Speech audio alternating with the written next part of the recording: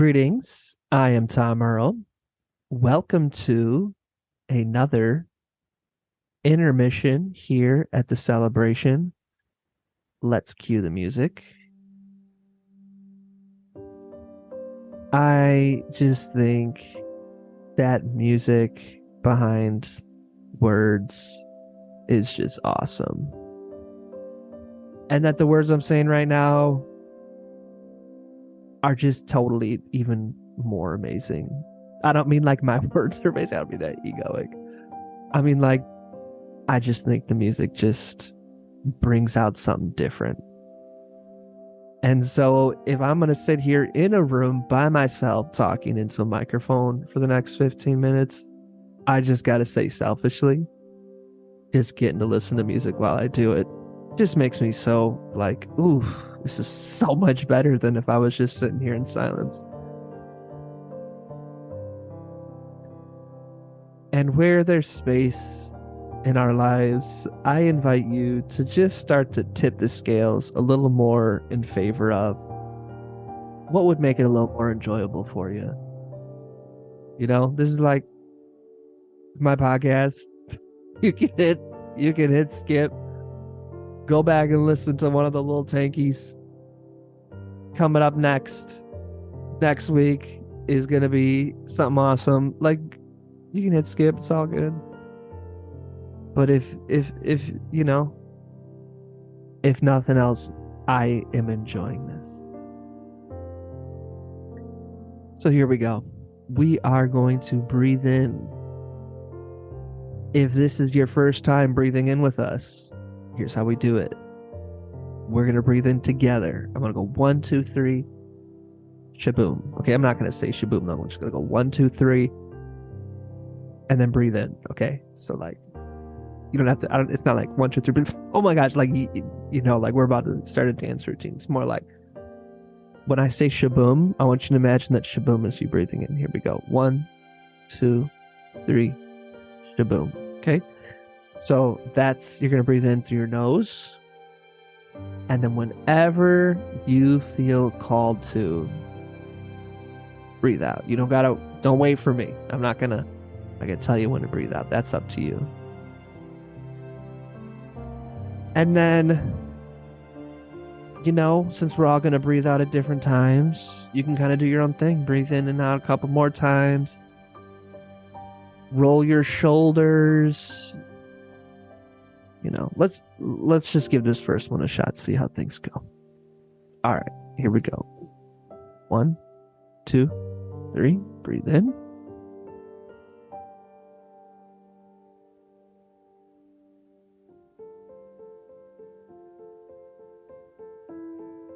You know, one thing I have noticed is how challenging it can be to give clear directions. Right? Like I said, I want to have you breathe in on the count of 3, right? So then I go 1, 2, 3. But then I said breathe in. No, let me breathe in. Sometimes when I do this, because I do this often in spaces, is I'll say, okay, the count of 3, we have you breathe in. And then I go 3, 2, 1. How confusing is that? You know? It's like 3. Oh, wait, I'm counting down. And it's simple. You know, you get if I'm going 3, 2, you're like, okay, person's clearly can't give good directions, but I get where we're going here. Now, it's low stakes. This is low stakes, whether you breathe in or not. I mean, you're gonna breathe in without me. That's what I mean. You breathing isn't low stakes, but there are times in our life where we are communicating something that really matters to us. And I want you to understand that communication is a skill, just like playing the piano. And unfortunately, we are given the skill through observation or through systems of reward and punishment. rarely are we allowed access to communication as something like in a nurturing way, in a way where you are given feedback in a way you can access, in a way where you're guided through finding your unique way of communicating. So, you are going to miscommunicate. You're just gonna. And it can just sometimes feel like the stakes are so high, and the likelihood that you're gonna miscommunicate or be misinterpreted, it just feels like the chance of that happening is so high that then it's like, I'm just not going to say anything.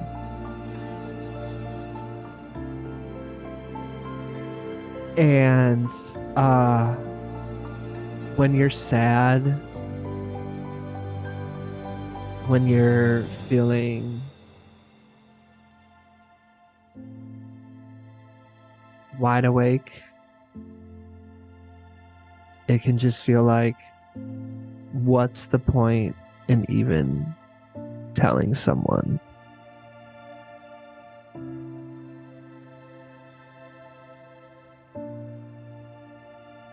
And that's okay. I know I'm not supposed to say that. I'm supposed to tell you to go talk to somebody. But sometimes you're right. Sometimes you're right that talking to somebody doesn't make it any better. It doesn't.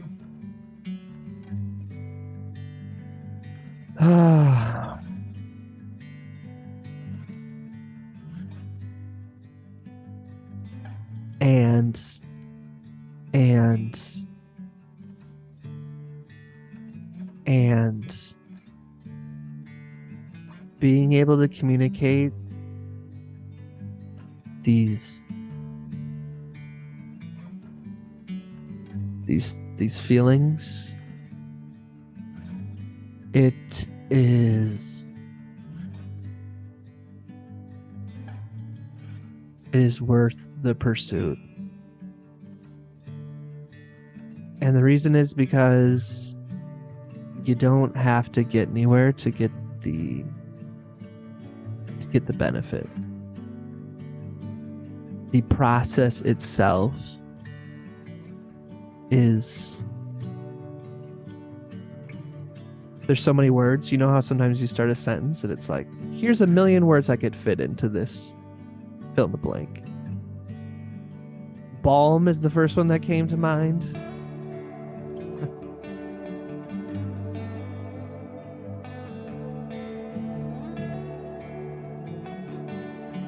So a thought that just invaded my mind was, I'm not feeling this song.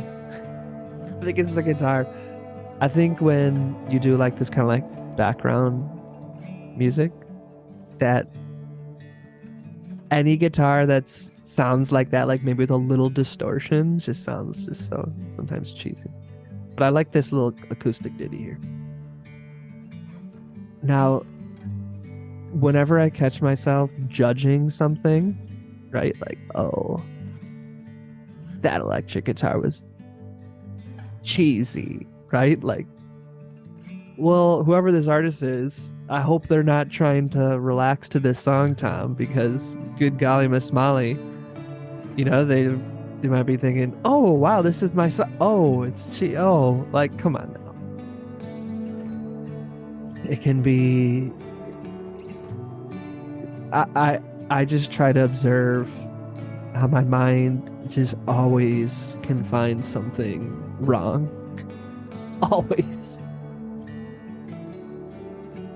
So what have we learned here today, class? I just want to communicate to everyone in my life. I have nothing to teach. Nothing to teach you. I have no answers, not a single one. At best, I have a couple observations I can share for you to have some data points. And one of the mazes we've created in the content creator, content creation is we have accessed content the same way school was taught to us. And how was school taught? There is one person who stands in front of the room. Everyone's attention must be on this person or you will be punished. They have the answers. Your job is to memorize their answers, and you advance in grade levels by exhibiting your ability to answer with their answers as much verbatim as you possibly can. That's how we were, for the most part, educated growing up. So then we put out content. You got to build a brand. And if you build a brand, you have to have credibility. Well, the people who have the most credibility are the people with the most answers, right? The geniuses. Then we start to think, oh, well, what's something that I know all the answers to? Or anyone asks me a question, I'll have an answer. Which is, boom, answer it. That is us trying to reestablish this hierarchy of knowledge. And of course, it integrates well to capitalism because capitalism loves hierarchy. Now, for me, I have grown to love experiential learning, dialogue. I'm not the inventor of these words. And this idea that we are a circle where everyone brings something to the table. And most importantly, that we all have the answers within us, right? Where does knowledge come from? If you learn something and then you get it, right? Where does that live inside of you, right? Is it something that is put into you, right? Is knowledge in thin air? It's in the air, and then you learn it from a book. Now it's in your mind. Now you know it, right? That's one way to think of it. Another way to think of it is it's already in there, right? It's in there already, and that experience brought it into focus. That's what I resonate with. It's why most often all of us learn best through examples or hands-on application or through a story or through a comparison, is because it's already in there. It's already in there.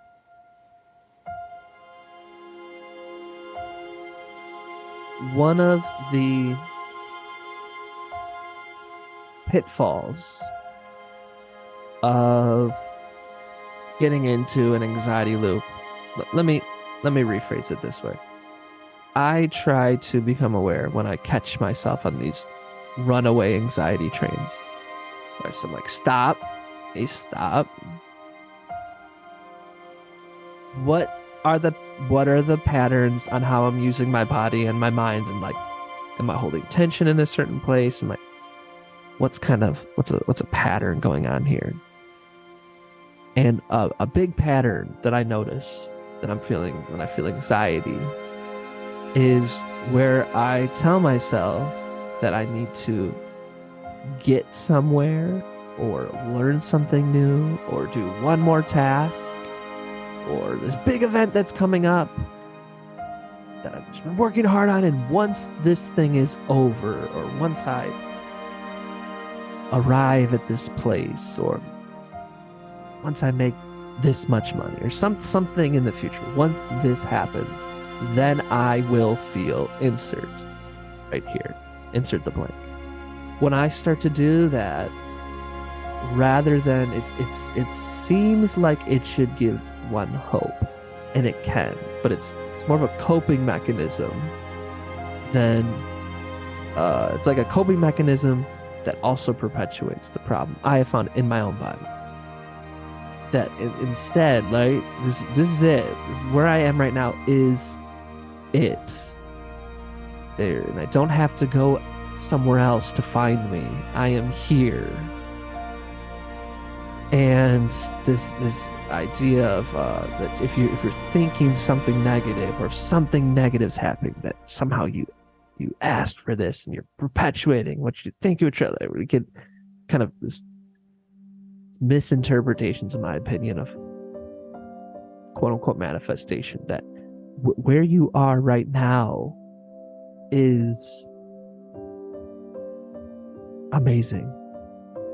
And that's not even the right word.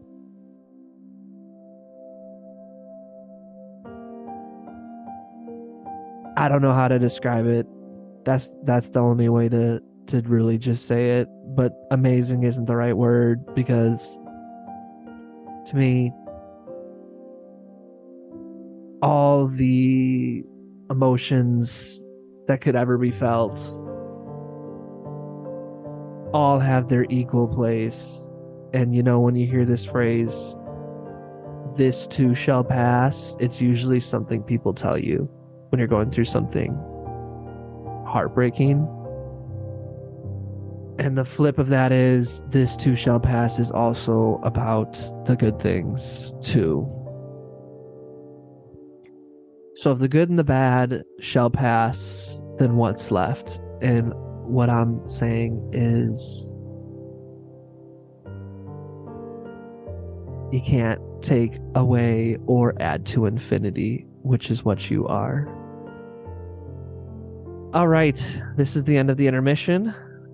Next week, we'll be back to our regularly scheduled programming. I appreciate you. And as always, oh, that's right. If you find something like this fun, if you're still listening to this, I think that you would enjoy being a part of our DCM community. Awkward. I don't know what else word to say, but just so enriching storytelling. Learn how to express your stories, my friends. That's what we're doing. TomEarl.me/DCM invite. As always, I'm wishing you peace and blessings. Thank you.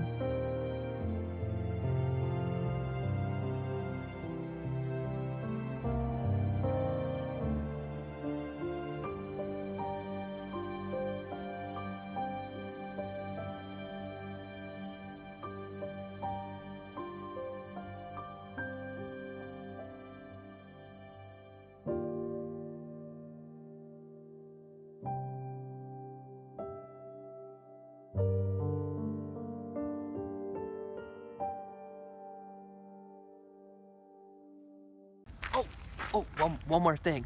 I'd love to continue the conversation. Feel free to join me at tomearl.com/join. Subscribe below, or let's connect on social media. Tom Earl Artist. Thanks again for watching.